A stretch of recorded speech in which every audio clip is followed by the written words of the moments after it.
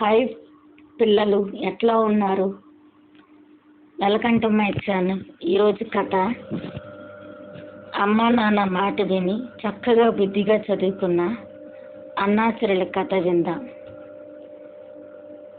అనగనగా ఇంజమూరి అనే గ్రామంలో అన్నా చెల్లెలు ఒక రైతు తన భార్యతో ఉన్నారు.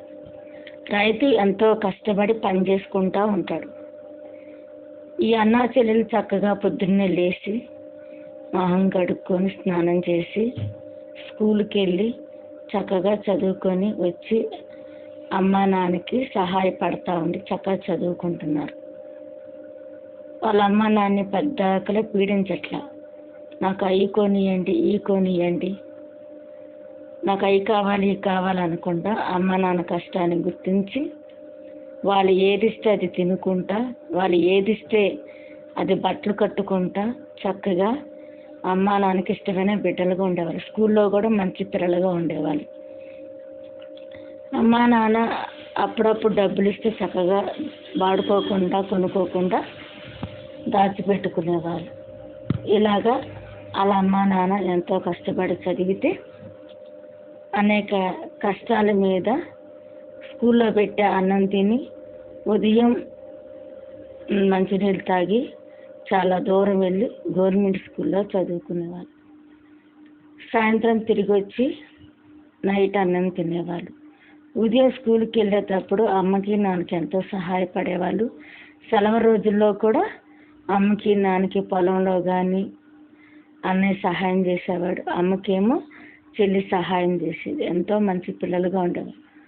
పెరిగి పెద్ద అయ్యి ఒక అతను డాక్టరు, ఒక అతను పోలీస్ అయ్యారు, ఒక ఆమె పోలీస్ అయ్యారు.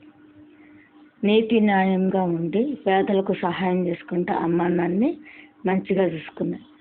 చూడండి ఫ్రెండ్స్, మనం కూడా మన అమ్మా నాన్నలు కష్టపడి చదివిస్తే ఇచ్చిన డబ్బును వృధా చేసుకోకుండా చక్కగా దాచుకొని చక్కగా అమ్మా నాన్నకి ఇష్టమైన బిడ్డలుగా ఉండి వాళ్ళకి ఆ పని చేసుకుంటా ఎంతో మంచిగా ఉన్నత స్థితిలో ఉండాలి. అంతేగాని మనము పేదలమై ఉన్నా కానీ మధ్యతరగతి స్థితిలో ఉన్నా కానీ మనము ఇష్టానుసారంగా ఉండకూడదు. అమ్మ నాన్న మాట వినకుండా వాళ్ళు చెప్పింది చేయకుండా చక్కగా చదవకుండా డబ్బులన్నీ వేస్ట్ చేయకుండా ఉండకూడదు.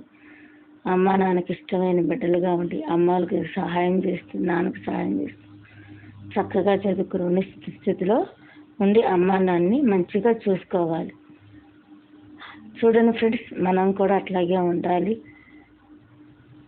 కదా పిల్లలు, మనం అట్లాగే ఉండాలి.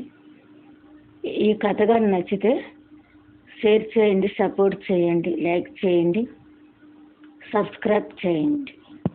ఉంటాను పిల్లలు.